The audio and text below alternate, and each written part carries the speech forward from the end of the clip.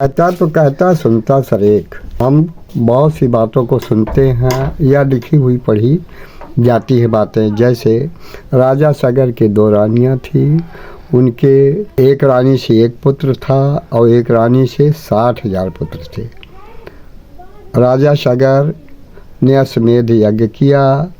उसमें घोड़ा जो है कपिल मुनि के आश्रम में कपिल मुनि के तप कर रहे थे, उनके पीछे बांध दिया गया और ये सब ढूंढते हुए बच्चे पहुँचे और उनको क्रोध के कारण मारना शुरू कर दिया। और उनकी जब ध्यान भंग हुआ तो उन्होंने नेत्र खोल करके देखा तो सभी उनके 60,000 पुत्र भस्म हो गए।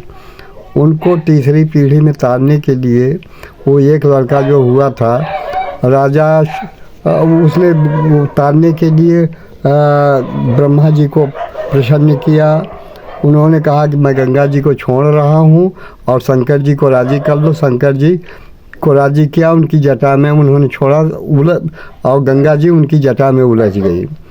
उलझने के बाद उन्होंने लठ को एक छिड़क दिया तो उससे गंगा जी बह गई।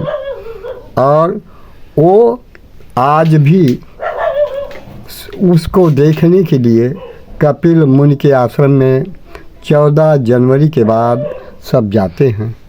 जबकि सत्य बात यह है कि 14 जनवरी मकर राशि पर आता है और मकर संक्रांति उसको कहते हैं।